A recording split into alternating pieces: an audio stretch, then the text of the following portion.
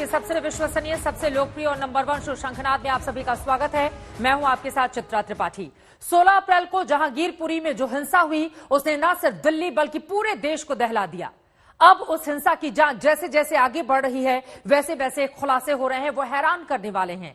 इस बीच एक बड़ी खबर आ रही है, सीधे उसका रुख करते हुए जहांगीरपुरी में हिंसा के दौरान जिस शख्स ने गोली चलाई थी वो सोनू शेख गिरफ्तार कर लिया गया है। इस वक्त की बड़ी जानकारी, दिल्ली दंगे मामले में सोनू शेख की हुई है गिरफ्तारी। ये शख्स जो आपको गोल घेरे में दिखाई दे रहा है, इसी की तलाश कर रही थी पुलिस और अब नीले रंग का कुर्ता पहने इस शख्स की हो गई है गिरफ्तारी। आपको बताते चले ये वही सोनू शेख है जिसकी पूछताछ के लिए आज जहांगीरपुरी में क्राइम ब्रांच की टीम पहुंची थी और वहां पर जबरदस्त हंगामा हो गया था।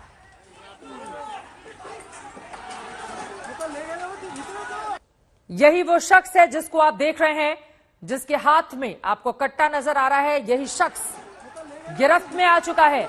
आज जब पुलिस इसकी गिरफ्तारी के लिए पहुंची हुई थी तो फिर उसके इलाके में जमकर हंगामा हो गया, लेकिन काफी देर से इसकी तलाश की जा रही थी। आखिरकार पुलिस के हत्थे चढ़ ही गया। ये शख्स आप देख पा रहे हैं मुख्य आरोपियों में से एक बताया जा रहा है इसको।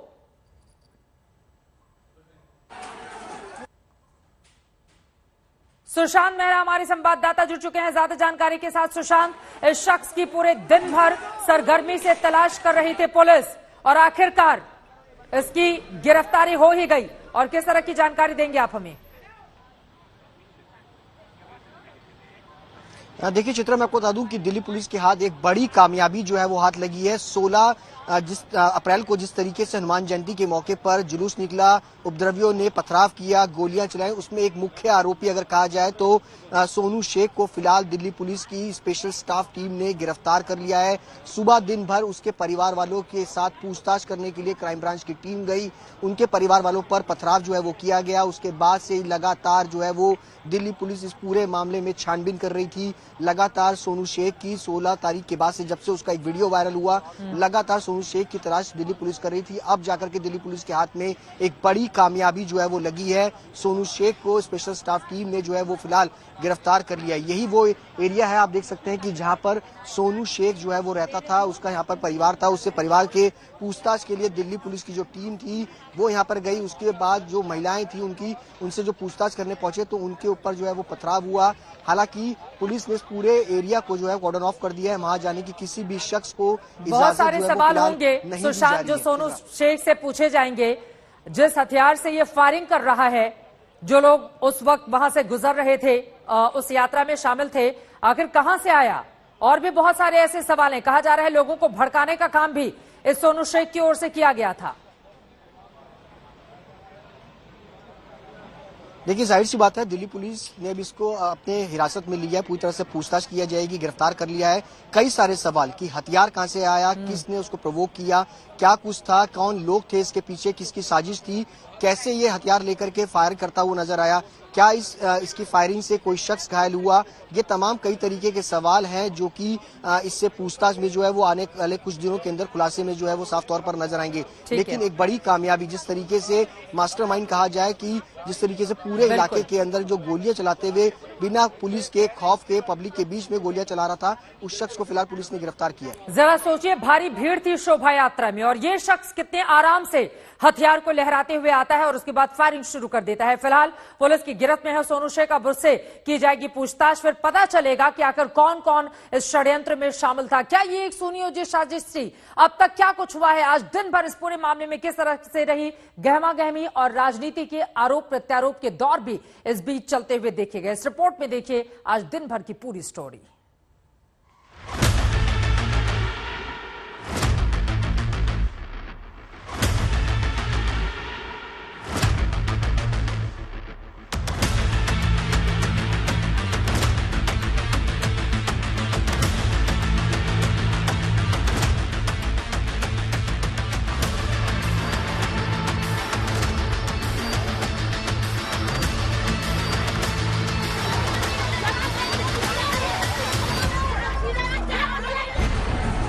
शनिवार को इसी इलाके में गोली चली थी, आज इसी इलाके में हंगामा हो रहा है।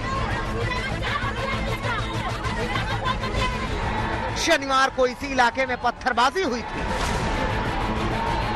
आज इसी इलाके में बवाल मचा हुआ है। शनिवार को इसी इलाके में दंगे हुए थे। आज इसी इलाके में पुलिस का भारी भरकम मामला मौजूद है। तो जिस सोनू शेख ने शोभा यात्रा में हंगामे के दौरान गोलियां चलाई थी, उसी के घर पर जांच के लिए पहुंची थी क्राइम ब्रांच की एक टीम। क्राइम ब्रांच की टीम का मकसद था फरार सोनू शेख की पत्नी से पूछताछ करना, मगर यहां हंगामा हो गया। इस हिस्से में पहले शांति थी, चौराहे से समझ लीजिए 100 मीटर की दूरी पर अंदर बाईं तरफ ये था। इस पूरे इलाके में जो जानकारी मिली वो क्राइम ब्रांच की तरफ से एक महिला को जांच के लिए बुलाया गया था, जिसको लेकर बवाल छिड़ा। और अभी भी अंदर की तस्वीरें जरा दिखाइए इस तरफ से, यहाँ से आइए, यहाँ से दिखेंगी तस्वीरें जहाँ पर रिजर्व आर्म फोर्स की महिलाएं हैं। हेडगेयर उन्होंने पहनी हुई है और जिन घरों में ये महिलाएं अपोज कर रही थी, जिन घरों में ये महिलाएं रोक रही थी, वहां पर जाकर वो समझा रहे हैं। कुछ देर पहले जब हम अचानक यहाँ पर पहुंचे, लगभग 50 से 100 महिलाएं एक साथ यहाँ पर पहुंच गई थी और ऊपर से घरों से पत्थरबाजी की शुरुआत हो गई थी। हालांकि कुछ ही क्योंकि भारी मौजूदगी थी, मीडिया की भी, पुलिस की भी भारी मौजूदगी थी और इसी वजह से ये कर दिया गया। अब इस पूरे इलाके को कॉर्डन ऑफ किया जा रहा है और इलाके में पुलिस की गाड़ी को लगा दिया जा रहा है ताकि इस कॉलोनी को अलग कर दिया जाए। पुलिस की गाड़ी लगा दी गई है ताकि अंदर कोई भी जा ना सके और पूरे एरिया को कॉर्डन ऑफ कर दिया जाए। यह भारी तैनाती है इस वक्त पुलिस अफसरों की और यहाँ से आप देख सकते हैं, यहाँ से आपको अभी भी दिखेगा जो पुलिस अधिकारी हैं वरिष्ठ, वो अंदर गए हुए हैं और ये समझाने की कोशिश कर रहे हैं कि परिस्थिति पर काबू पाया जा सके। देखिए, रिजर्व आर्म फोर्सेस की जो महिलाएं हैं उन्होंने हेलमेट पहन रखी है, मेश के साथ, वायर मेश के साथ उनके हेलमेट्स हैं ताकि उनकी सुरक्षा के मद्देनजर। अचानक ही ऊपर से पत्थरबाजी की शुरुआत कर दी गई थी। ये कुछ आगे वाले हिस्से में जो पत्थर हैं वो तो हमने आपको दिखाए हैं, ईंट है, लेकिन कुछ सीमेंट वाले भी बड़े बड़े रोड़े थे, टुकड़े थे जो पीछे की तरफ फेंके गए थे और इसी की वजह से रिजर्व आर्म फोर्सेस की उसके बाद जितनी महिलाएं आई हैं उन सबको आर्म्ड हेडगेयर के साथ यहाँ पर भेजा गया है। दरअसल सोनू शेख का परिवार पुलिस से नाराज था। हंगामा इस कदर बढ़ा कि पुलिस कर्मियों ने भी कमर कस ली, क्योंकि इस बार फिर से इलाके में तनाव था और पुलिसकर्मी आशंका से भरे हुए थे। कुछ ऐसे भी पुलिस वाले हैं जो डंडे लेकर अंदर जा रहे हैं, क्योंकि ऐसी किसी भी स्थिति को देखते हुए अचानक कोई भी परिस्थिति बिगड़े ना, इन सब के मद्देनजर पूरी तैयारी के साथ जो पुलिस वाले हैं, पुलिसकर्मी हैं, वो वहां पर पहुंच रहे हैं और सुरक्षा के इंतजाम को देख रहे हैं। शनिवार की तरह ही एक बार फिर से बवाल न मचे, इसलिए पहले से ही यहाँ पुलिसकर्मियों का जत्था तैनात था। कुछ पुलिसकर्मी वर्दी में थे और कुछ बिना वर्दी के इलाके की नब्ज टटोल रहे थे। इतनी देर से हम लोग यहाँ पर पूरे जहांगीरपुर इलाके में हैं। कई ऐसे लोग भी हैं जो सादी वर्दी में हैं, चाहे क्राइम ब्रांच हो, लोकल पुलिस हो, क्राइम ब्रांच हो या फिर FSL की टीम हो, अलग अलग जगहों पर लोग पहुंच रहे हैं। ये वो महिलाएं हैं ऐसे ही हेडगेयर के साथ। कई महिलाएं अंदर भी गई हैं, कुछ महिलाएं यहाँ पर इंतजार कर रही हैं बाहर सुरक्षा के लिए। लेकिन आपको बता दें कि जो यहाँ पर लोग मौजूद हैं पुलिस की तरफ से, उनमें से कई सादी वर्दी में भी मौजूद हैं। वो लगातार लोगों से बातचीत कर रहे हैं, क्योंकि अगर किसी तरह की हिंसा की आशंका हो तो कम से कम फौरन उनसे जानकारी ली जा सके और बातचीत करें ताकि वो लोगों से बात कर सके इस पूरे इलाके में। तो ये यहाँ की परिस्थिति है। लगभग आधा घंटा हो गया उस घटना को। इस बीच हंगामा कर रही महिलाओं को समझाने के लिए RF की महिला टीम इन्हीं गलियों में गई। ये दिखाई ऊपर से उस गेट के पास से जो RF की महिलाएं थी वो लोगों से बातचीत करने के बाद अब बाहर निकल रही हैं। उन महिलाओं को समझाने की जिम्मेदारी उन्हें ही दी गई थी। तो जितनी RF की महिलाएं थी जो अंदर गई थी समझाने के लिए, और RF के ये पूरे ह्यूमन चेन यहाँ पर बनाया गया है जो फिलहाल शांति के लिए यहाँ पर एक चेन बना रहे हैं ताकि पूरे इलाके में शांति की बहाली फिर से कर दी जाए। बवाल के बाद अब कार्रवाई का दौर जारी है। इस बीच दिल्ली पुलिस पर सवाल उठे कि दिल्ली पुलिस एक तरफा कार्रवाई कर रही है। इन सवालों पर दिल्ली पुलिस के कमिश्नर ने जवाब दिया। जितने लोगों को अरेस्ट किया है उसमें दोनों पक्ष के लोग हैं। जिन लोगों ने वहां पे हुड़दंग किया या कायदा अपने हाथ में लिया वो किसी भी पक्ष के नहीं हो। हम तो उनको जो आरोपी के तौर पे ट्रीट करते हैं और उसी तरह की कानूनी कार्रवाई आगे करते हैं।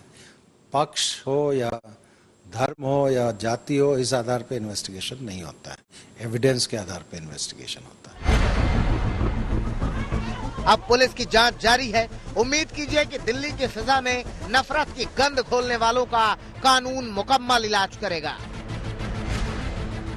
जहांगीरपुरी से अंजना ओम कश्यप, अरविंद ओझा और आशुतोष मिश्रा के साथ तंसीम हैदर, दिल्ली आज तक। जहांगीरपुरी में हिंसा हुई और जमकर बवाल हुआ, लेकिन आपको जानकर हैरानी होगी कि जिस शोभा यात्रा में इतना बड़ा हंगामा हो गया, उस शोभा यात्रा को निकालने के लिए पुलिस ने परमिशन ही नहीं दी थी। जी हां, कुल 3 शोभा यात्राएं निकलनी थी, उनमें से 2 को तो पुलिस ने इजाजत दी थी, मगर तीसरी शोभा यात्रा के लिए पुलिस ने कोई अनुमति नहीं दी थी और इसी शोभा यात्रा में बवाल हो गया। अब दिल्ली पुलिस भी सवालों के घेरे में है।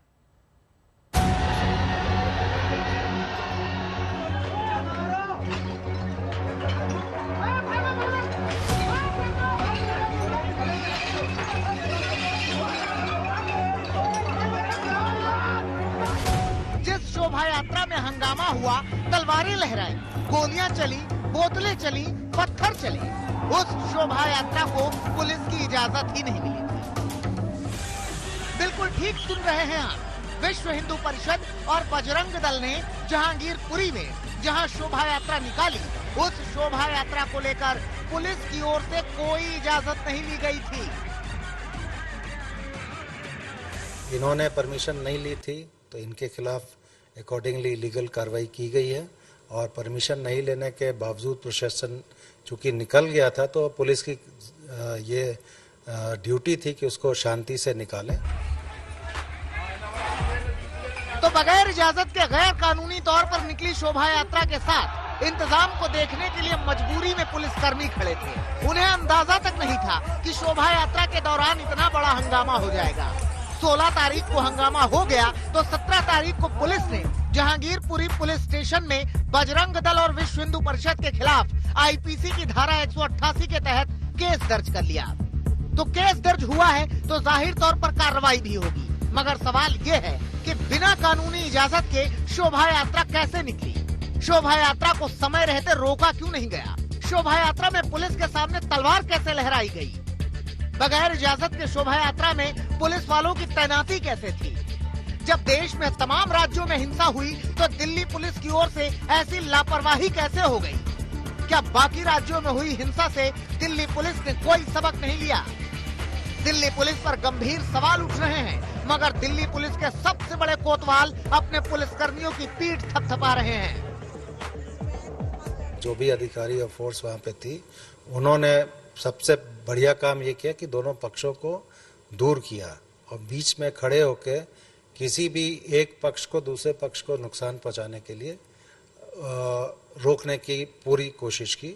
दूर से पत्थरबाजी हुई, दूर से बॉटल थ्रोइंग हुई, फायरिंग भी दूर से ही हुई और जो भी इंजरी हुई खुद पुलिस कर्मियों ने अपने ऊपर लिया, अपने ऊपर झेला। इसमें 8 पुलिसकर्मी घायल हुए हैं और 1 सिविलियन घायल हुआ है। इसी से जाहिर होता है कि पुलिस बीच में थी और सिचुएशन को हैंडल इफेक्टिवली कर रही थी। पुलिस कमिश्नर भले ही अपने पुलिसकर्मियों की तारीफ करें, मगर अब ये सियासी मुद्दा है कि बगैर इजाजत के शोभा यात्रा निकली कैसे? जब बगैर पुलिस परमिशन के इस तरह का यात्रा निकालते हैं और उसमें हथियार होते हैं, तलवारें होती हैं, पिस्टल होता है, कंट्री मेड पिस्टल होते हैं, पिस्टल होता है, तो फिर ये पुलिस क्या खामोश तमाशे बनकर बैठी थी कि पुलिस गूंगी हो गई थी, अंधी हो गई थी पुलिस?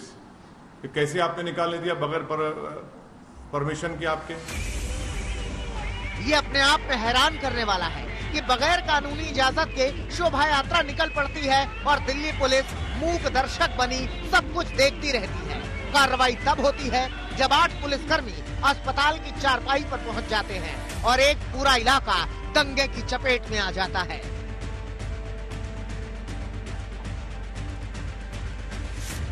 जहांगीरपुरी से अंजना ओम कश्यप, अरविंद ओझा और आशुतोष मिश्रा के साथ तंसीम हैदर, दिल्ली आज तक। बहुत संभव था कि अगर शोभा यात्रा निकलने से पहले ही पुलिस ने कार्रवाई की होती तो इतना बड़ा बवाल नहीं होता, मगर अब बवाल के बाद जांच की आंच तेज हो रही है। क्राइम ब्रांच की टीम के साथ फॉरेंसिक एक्सपर्ट जहांगीरपुरी पहुंचे और वहां जमकर पड़ताल की। फॉरेंसिक की टीम ने यहां से पत्थर और बोतल के सैंपल उठाए। जाहिर सी बात है कि इन सैंपल में सबूत भी हो सकते हैं।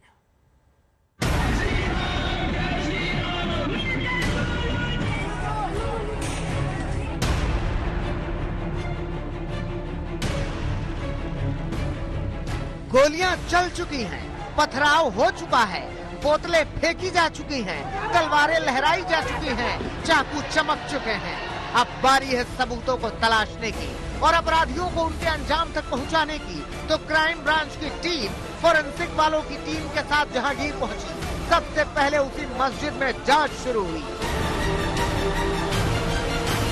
क्राइम ब्रांच की टीम उन तमाम छतों पर पहुंची जहां से पत्थरबाजी की गई थी। दिल्ली पुलिस क्राइम ब्रांच ने अपनी तफ्तीश शुरू कर दी है और इन्हीं घर की छतों से पत्थरबाजी हो रही थी। आप देख पा रहे हैं क्राइम ब्रांच का एक अफसर छत के ऊपर चढ़ा हुआ है। फॉरेंसिक एक्सपर्ट की टीम भी इस छत के ऊपर मौजूद है, आपको दिखाई भी दे रहे होंगे। और यहाँ पर तफ्तीश की जा रही है। यहीं से कुछ पत्थर इकट्ठा किए गए, साथ ही साथ ये भी जांच की जा रही है कि कहीं घर की छतों पर अभी भी पत्थर तो मौजूद नहीं है जिसे एविडेंस के तौर पर कलेक्ट किया जा सके। तो क्राइम ब्रांच के जो अफसर है वो आपको छत पर दिखाई दे रहे होंगे। इस पूरे दंगे के मास्टरमाइंड अंसार और असलम को बताया जा रहा है। पुलिस के सामने फिल्मी होकर हेकड़ी दिखाता ये अंसार ही है।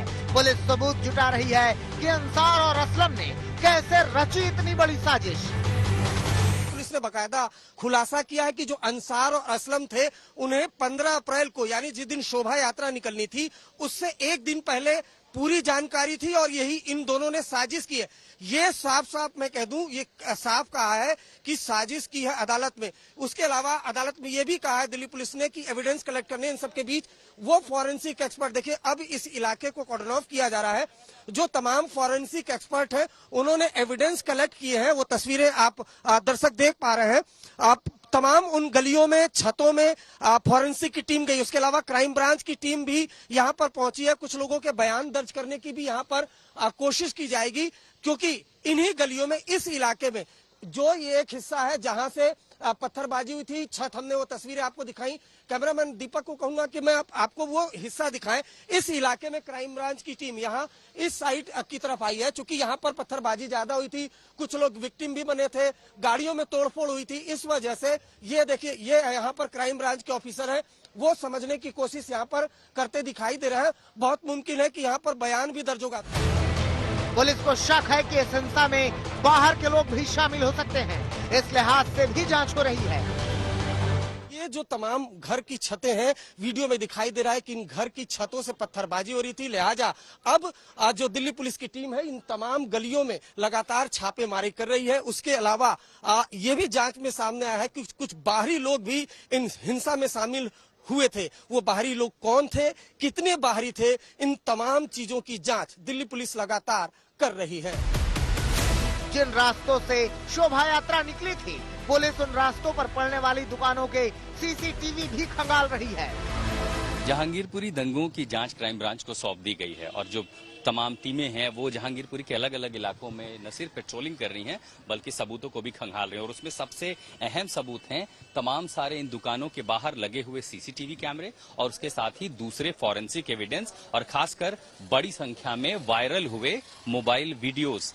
दोनों पक्ष की ओर से वीडियो साझा करते हुए एक दूसरे पर आरोप लगाया गया था कि एक पक्ष ने भड़काया, दूसरे ने रिटेलिएट किया और इसीलिए साइंटिफिक एविडेंस बहुत जरूरी है। और इसीलिए जैसे जैसे जांच आगे बढ़ रही है, एक तरफ अभियुक्तों की गिरफ्तारी हो रही है और दूसरी तरफ क्राइम ब्रांच जांच को आगे बढ़ा रही है, तो जो साइंटिफिक एविडेंस होंगे, सीसीटीवी कैमरा फुटेज हो, मोबाइल वायरल फुटेज हो, वो बेहद महत्वपूर्ण होने वाले हैं। और पुलिस आज जहांगीरपुरी पूरे इलाके में जहां पर यह फसाद हुआ था वहां से सबूत इकट्ठा करेगी। पुलिस इन्हीं सीसीटीवी की पड़ताल में जुटी है ताकि हिंसा फैलाने वालों को सलाखों के पीछे पहुंचाया जा सके। इस सिलसिले में अभी तक हम लोगों ने ऑफेंस रजिस्टर करके 23 एक्यूज्ड को अरेस्ट किया है। इन 23 में से 8 एक्यूज्ड ऐसे हैं जिनके प्रीवियस इन्वॉल्वमेंट है। और इस वक्त एक बड़ी खबर आ रही है, सीधे उसका हम रुख करेंगे। गृह मंत्री अमित शाह ने दिल्ली पुलिस के अधिकारियों से बातचीत करके सीधे निर्देश दिए हैं कि कड़ी कार्रवाई दोषियों के खिलाफ की जाए। दिल्ली दंगे में गृह मंत्री अमित शाह ने सख्त निर्देश दिए हैं, दंगाइयों पर सख्त कार्रवाई के निर्देश। सूत्रों से ये जानकारी निकलकर सामने आई है, ऐसी कार्रवाई हो जो मिसाल बने और दोबारा इस तरह की हरकत, हिमाकत करने की जहमत कोई उठा नहीं पाए। जितेंद्र सिंह हमारे संवाददाता जुड़ चुके हैं ज्यादा जानकारी के साथ। जितेंद्र, गृह मंत्री की ओर से क्या निर्देश दिया गया है? देखिए, केंद्रीय गृह मंत्री लगातार जो सीनियर पुलिस ऑफिसर हैं उनसे टच में है, क्योंकि जिस तरीके से जहांगीरपुरी में घटना हुई उसको लेकर के गृह मंत्रालय भी लगातार संपर्क में और उनकी तरफ से सीनियर अधिकारियों से बातचीत की गई है और ये कहा गया है कि जो भी दंगाई हैं उनके खिलाफ सख्त कार्रवाई होनी चाहिए। जहांगीरपुरी हिंसा के बाद उससे जुड़े दर्जनों वीडियो सोशल मीडिया में वायरल हो रहे हैं। इन वीडियो की पुलिस बहुत बारीकी से जांच कर रही है और उनमें दिख रहे आरोपियों की धरपकड़ कर रही है ताकि जल्द से जल्द हिंसा का पूरा सच सामने लाया जा सके, हिंसा के गुनहगारों को सलाखों के पीछे पहुंचाया जा सके।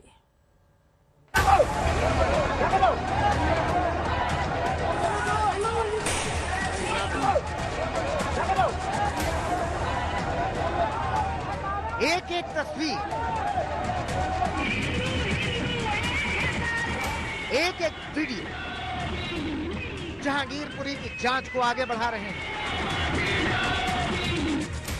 दिल्ली हिंसा के आरोपियों को पुलिस की गिरफ्त तक पहुंचा रहे हैं।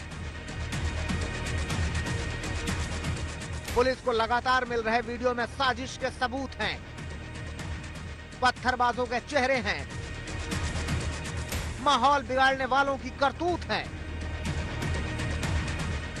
जांच में जुटी टीम जहांगीरपुरी के एक एक वीडियो को खंगाल रही है, गोलियां चलाने वालों को पहचान रही है। हिंसा को लेकर दिल्ली पुलिस को लगातार नए नए वीडियो मिल रहे हैं जो देश की राजधानी में बड़ी साजिश की ओर इशारा कर रहे हैं। अब तक पुलिस को सोशल मीडिया और अन्य जरियों से जहांगीरपुरी हिंसा के 100 से ज्यादा वीडियो मिल चुके हैं। पुलिस वीडियो में हिंसा करने वालों के चेहरों की पहचान के लिए आधुनिक तकनीक का सहारा भी ले रही है।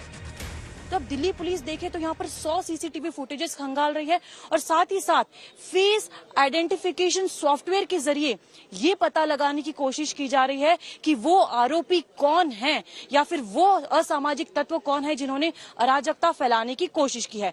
दूसरी सबसे बड़ी बात यह है कि जितने भी वायरल वीडियोज हैं उनके भी जरिए पहचान की जाने की कोशिश की जा रही है कि ये लोग कौन है जिन्होंने इस तरह की हिंसा को भड़काया।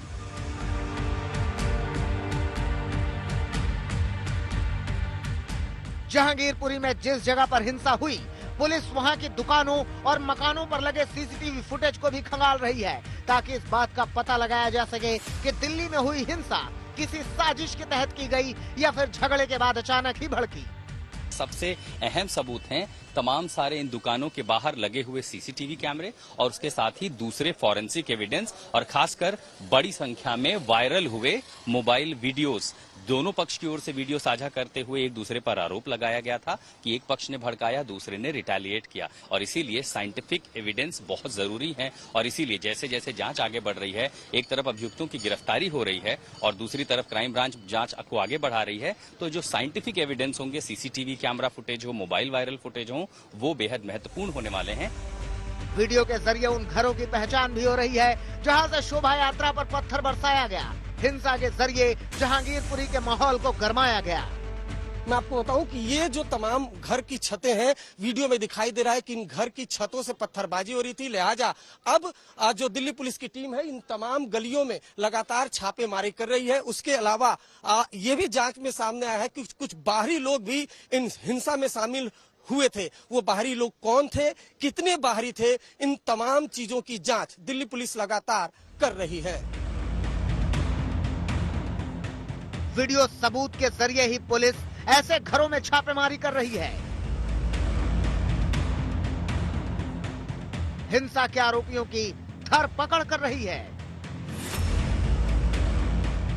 राजधानी दिल्ली के जहांगीरपुरी में हनुमान जयंती शोभा यात्रा के दौरान 16 अप्रैल को हिंसा हुई। इस हिंसा में करीब 1 दर्जन लोग घायल हुए। अब जैसे जैसे वक्त बीतता जा रहा है, इस मामले की परतें खुल रही हैं। लगातार आ रहे वीडियो से हिंसा की कड़ियां जुड़ रही हैं।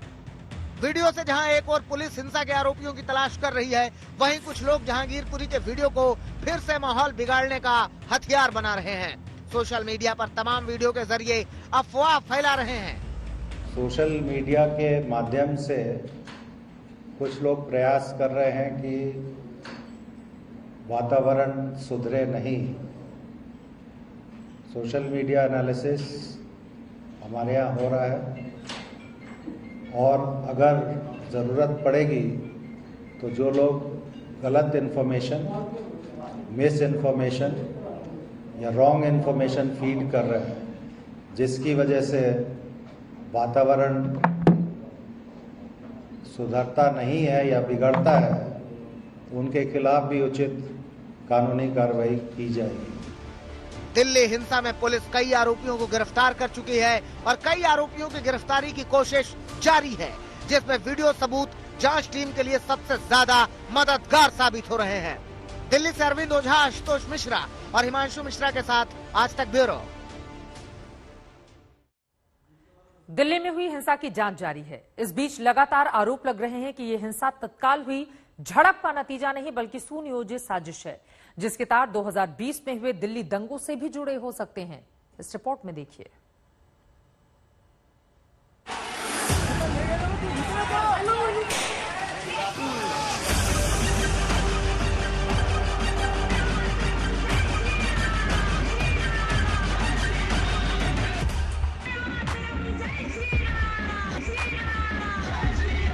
आखिर कैसे पल भर में सुलग गई दिल्ली? आखिर कैसे मरने मारने को उतारू हो गए लोग? आखिर कैसे पुलिस के सामने बेकाबू हो गए लोग? बरसने लगे पत्थर, लहराने लगी तलवारें, चलने लगी गोलियां। सवाल तो कई हैं, लेकिन सबसे बड़ा सवाल यह है कि क्या दिल्ली को हिंसा की आग में झोंकने की बड़ी साजिश रची गई? जहांगीरपुरी को जलाने के लिए खतरनाक प्लानिंग की गई। दिल्ली हिंसा की जांच जारी है और इस जांच के बीच मिल रहे सबूत बड़ी साजिश की ओर इशारा कर रहे हैं। जहांगीरपुरी हिंसा के तार 2020 में हुए दिल्ली दंगों से भी जोड़ रहे हैं। लगातार आरोप लगते रहे हैं कि जो बकायदा यहाँ पर बांग्लादेशी और रोहिंग्या अवैध घुसपैठिए रहते हैं और साल 2020 में जब नॉर्थ ईस्ट में दंगा हुआ था तो बकायदा दिल्ली पुलिस ने चार्जशीट में इस बात का खुलासा किया है कि यहाँ से तकरीबन 300 बांग्लादेशी महिलाएं जाफराबाद, शाहीन बाग इलाके में गई थी और सीलमपुर में पथराव भी किया था। तो जहांगीरपुरी को लेकर कोई नई बात नहीं है, यहाँ पर सवाल उठना। बकायदा आज तक ने चार्जशीट के जरिए 2020 की ये खुलासा किया। जहांगीरपुरी में हिंसा भड़कने के बाद से ही बीजेपी नेता इसे बेहद गंभीर घटना बता रहे हैं। हिंसा के पीछे बड़ी साजिश का आरोप लगा रहे हैं कि दिल्ली की घटना बहुत गंभीर है। ये सारी घटनाएं कहीं न कहीं बड़ी साजिश का पर्दाफाश कर रही हैं और इसको दुरुस्त करने के लिए कड़ी कार्रवाई के लिए हम प्रतिज्ञाबद्ध हैं। बीजेपी नेताओं के इन आरोपों पर दिल्ली पुलिस खुलकर तो कुछ कह नहीं रही, लेकिन साजिश वाली आशंका से भी पूरी तरह इनकार नहीं कर रही। जहांगीरपुरी में हुई हिंसा के पीछे पूर्व नियोजित साजिश की बात इसलिए भी सामने आ रही है क्योंकि ठीक 2020 के दंगों की तरह ही जहांगीरपुरी में सीसीटीवी कैमरों को तोड़ा गया ताकि उपद्रवियों के चेहरे नकायद हो सके। ये अपने आप में बड़ी चीज है कि जो बकायदा सीसीटीवी यहाँ पर लगा हुआ है, सीसीटीवी के जो तार है उसको तोड़ दिया गया ताकि जो भी उपद्रवी है वो सीसीटीवी कैमरे में कैद न हो पाए। 2020 में जब दिल्ली में हिंसा हुई थी उस दौरान भी दिल्ली पुलिस ने इस बात का खुलासा किया था कि एक रणनीति के तहत जो सीसीटीवी कैमरे थे उनको तोड़ा गया था।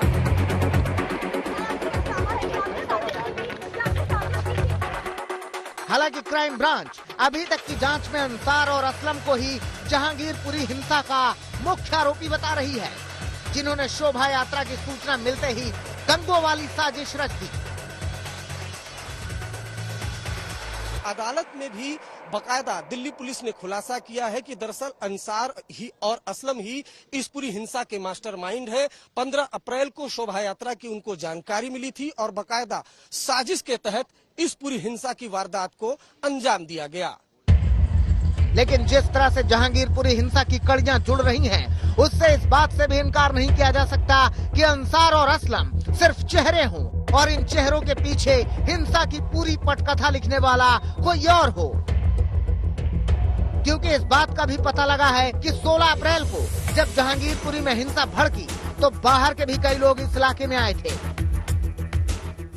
ये जो इलाका है, ये जामा मस्जिद का जो FIR में दर्ज है, यहाँ पर जब शोभा यात्रा पहुंची थी, उसके बाद अंसार 3-4 लड़कों के साथ आता है और उसके बाद यहाँ पर जो बकायदा यहाँ पर बहस होती है और उसके बाद हिंसा भड़कती है।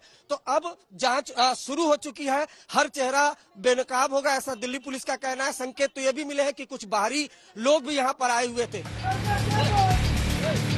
पुलिस अब पता लगा रही है कि आखिर वो कौन लोग हैं जो हिंसा भड़कने के ठीक पहले जहांगीरपुरी आए और यहाँ आने का उनका मकसद क्या था। पुलिस इस बारे में गिरफ्तार आरोपियों से भी सवाल जवाब कर रही है। हालांकि आरोपियों का परिवार अपनों को बेकसूर बता रहे हैं, पुलिस की कार्रवाई पर सवाल उठा रहे हैं। सलीम चिकना को पुलिस ने अरेस्ट क्यों किया? बिना कसूर में अरेस्ट कर दिया, कुछ नहीं करा। हमारा बच्चा पूरा गोली वाला बोलेगा ऐसा अरेस्ट कर दिया उसको। तो क्या ये जो आप तस्वीर में दिखाइए जरा दीपक, ये जो तस्वीर है ये कौन है? ये हमारा लड़का है। क्या नाम है इसका? उसका सोनू है। पूरा नाम क्या है? पूरा नाम सोनू है। सोनू, और बाकी उपनाम? और कुछ नहीं नाम ना। तो आप लोग कहाँ के रहने वाले हैं? हम लोग कोलकाता का रहने वाला, मोइसादाल हल्दिया हमारा घर है। क्राइम ब्रांच हर एंगल से जहांगीरपुरी हिंसा की पड़ताल कर रही है ताकि जल्द से जल्द सच सामने लाया जा सके, हिंसा के गुनहगारों को सलाखों के पीछे पहुंचाया जा सके। जहांगीरपुरी से अंजना ओम कश्यप, अरविंद ओझा और आशुतोष मिश्रा के साथ तंसीम हैदर, दिल्ली आज तक। एक तरफ हिंसा की आग से दिल्ली धधक रही है, वहीं इस हिंसा के बाद सियासत सुलग रही है। अलग अलग तरह की आवाजें सुनाई दे रही हैं। पक्ष विपक्ष दोनों एक दूसरे पर हमलावर हैं।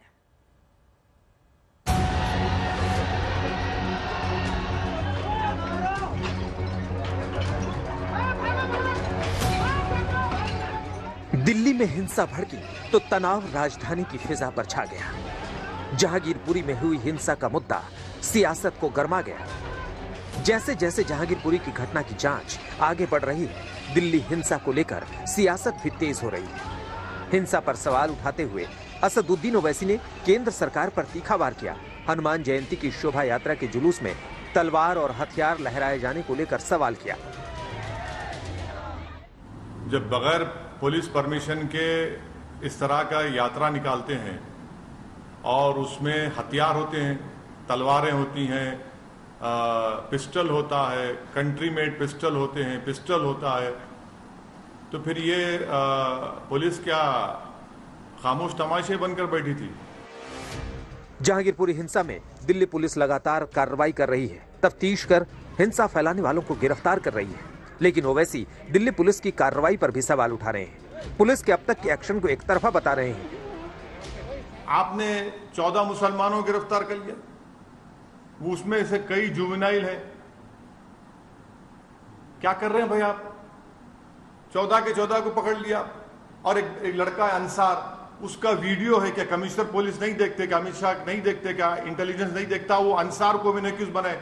वो अंसार तो उस प्रोसेशन में एक लड़का था जिसके हाथ में इतना बड़ा तलवार थी, उसको समझा रहा है कि बेटा ऐसा काम नहीं करना, हम यहां पर मिलकर रहते, भारत हमारा वतन है, उसको मैंने क्यों बनाते? वन साइडेड कार्रवाई। उधर बीजेपी नेता इस हिंसा को बड़ी साजिश बता रहे हैं। हनुमान जयंती की शोभा यात्रा पर हमलों के पीछे विदेशी प्लानिंग का शक जता रहे हैं। वहीं विपक्षी दल कानून व्यवस्था को लेकर केंद्र सरकार से सवाल कर रहे हैं। त्योहार के बहाने पूरे देश का माहौल बिगाड़ने की बात कह रहे हैं। देश को देखिए, एक पैटर्न सा दिखता, कोई कुछ भी बोले जा रहा है, उसको हेट स्पीच के दायरे में नहीं बांधा जा रहा, उसको माला पहनाया जा रहा। हुजूर, बहुत कष्ट होगा जब हम सब सन्नाटे में एक दूसरे के साथ बैठ के मातम करेंगे, क्योंकि दुनिया का कोई भी मुल्क इतनी घृणा, इतने वैमनस्यता के बाद चैन से नहीं सो सकता। जिम्मेदार इसमें सेंट्रल गवर्नमेंट के अधीन दिल्ली आती है, तो उनकी इंटेलिजेंस क्या कर रही थी? पुलिस परमिशन देती है किसी भी यात्रा को निकालने की, तो उन्होंने बंदोबस्त क्यों नहीं लगाया वहाँ पहले से, कि अगर उनको मालूम होता है कहाँ सेंसिटिव जगह है कहाँ नहीं है, तो वो क्या कर रहे थे? और हमारे मुख्यमंत्री साहब, उनको दिल्ली से बेफिक्र है बिल्कुल, वो ध्यान नहीं देते दिल्ली पे। वो समझते हैं कि आक्षेप लगाना काफ़ी है और मैं बरी हो जाता हूँ उससे। वो भी मुख्यमंत्री हैं, वो भी उतने जिम्मेदार हैं। दिल्ली की स्थिति भी बिगड़ रही है और देश की स्थिति भी बिगड़ रही है। सांप्रदायिकता फैल रही है, नफरत का जहर फैल रहा है, शांति भंग हो रही है। दिल्ली एनसीआर में कोरोना के मामले अचानक तेजी से बढ़ने लगे हैं। सरकारी आंकड़ों में तो दिल्ली में टेस्ट पॉजिटिविटी रेट 0.5% से बढ़कर करीब 5% तक पहुंच गया है। वहीं लोकल सर्किल के एक सर्वे के मुताबिक बीते 15 दिनों में लोगों की जानकारी में कोरोना के मामले 500% तक बढ़ गए हैं।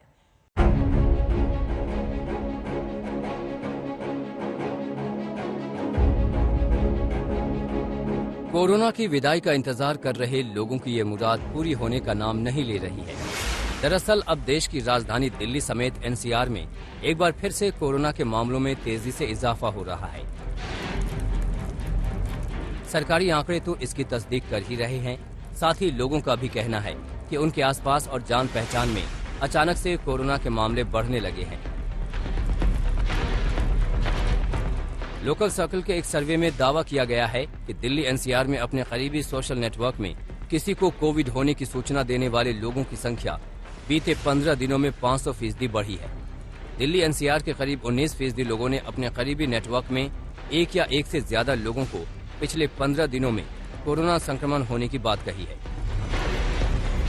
लोगों के इस खुलासे से हड़कंप मचना तय है। वैसे भी दिल्ली में चंद दिनों में ही टेस्ट पॉजिटिविटी रेट यानी TPR 0.5% से बढ़कर 5% पर पहुंच गया है। जानकारों के मुताबिक संक्रमण की ये रफ्तार डराने का काम कर रही है। कोविड का वेरिएंट है, न्यू वेरिएंट जितने भी आ रहे हैं, इनमें इन्फेक्शन रेट और इनकी क्षमता, इन्फेक्शन करने की क्षमता बढ़ती जा रही है, लेकिन इनकी सीवियरिटी थोड़ा कम हो रही है। सीवियरिटी लेकिन तब भी ये इन्फेक्शन खासकर ओल्ड एज पीपल जिनकी 60 से ज़्यादा एज है, जिनको किडनी प्रॉब्लम है, लीवर डिजीज़ है, ब्रेन अटैक है या फिर हार्ट की प्रॉब्लम है, डायबिटीज़ है, उनके केस में ये खतरनाक हो सकता है। लोकल सर्कल के सर्वे में लोगों से कई तरह के सवाल पूछे गए थे। सर्वे में लोगों से सवाल पूछा गया कि दिल्ली एनसीआर में आपके कितने नजदीकियों को 15 दिनों में कोरोना हुआ है। तो लोगों के जवाब के मुताबिक 70% ने कहा कि पिछले 15 दिनों में उनकी जानकारी में कोई कोरोना संक्रमित नहीं हुआ। 11% ने कहा कि 1 या 2 लोग कोरोना की चपेट में आए हैं। 8% ने अपने नजदीकियों में 3 से 5 लोगों को कोरोना संक्रमण होने का दावा किया है। सर्वे के अलावा जिस तरह से सरकारी आंकड़ों में भी कोरोना के मामले बढ़े हैं, उसे देखते हुए फिर से मास्क लगाने की सलाह दी जा रही है। साथ ही सोशल डिस्टेंसिंग का पालन करने की जरूरत पर भी जोर दिया जा रहा है। लगातार बढ़ते केसेस को देखते हुए मास्किंग को पॉलिसी बनाना होगा, क्योंकि ये एक पब्लिक हेल्थ की जरूरत है और इसकी इंप्लीमेंटेशन से मास पॉपुलेशन की सेफ्टी इंश्योर की जा सकती है। हम कितना भी वैक्सीनेशन को स्पीड अप कर लें, लेकिन वैक्सीनेटेड लोगों में भी री इन्फेक्शन का खतरा, नए वेरिएंट के इन्फेक्शन का खतरा बना रहेगा, क्योंकि वैक्सीन संक्रमण को नहीं रोक सकती है। और इंडिया ने पहले भी, चाहे वो फर्स्ट वेव, सेकेंड वेव या थर्ड वेव हो, वर्ल्ड के कंपैरिजन में वेल एस्टेब्लिश्ड इंफ्रास्ट्रक्चर ना होते हुए भी हमने ट्रांसमिशन को मास्किंग, सोशल डिस्टेंसिंग और हैंड हाइजीन जैसे इजीएस्ट टूल से ही जीता है। अभी तक भारत में तीसरी लहर के खात्मे के बाद हटाए गए कोरोना प्रतिबंधों को लागू करने पर जोर नहीं दिया जा रहा है, लेकिन जिस तरह से XE वेरिएंट ने चीन और ब्रिटेन समेत कई देशों में कहर बरपाया है, उसे देखते हुए भारत को भी सचेत होने की जरूरत है। आज तक ब्यूरो। देश की आबादी का बड़ा हिस्सा छोटे और मझोले ब्रांड से ज्यादा खरीदारी करता है। व्यापारी संगठन CAIT के एक सर्वे के मुताबिक देश में बिक्री के लिहाज से 30,000 से ज्यादा छोटे और मझोले ब्रांड्स का बोलबाला है। वहीं आबादी का एक छोटा हिस्सा 3,000 बड़े ब्रांड्स के प्रोडक्ट्स ही खरीदना पसंद करता है।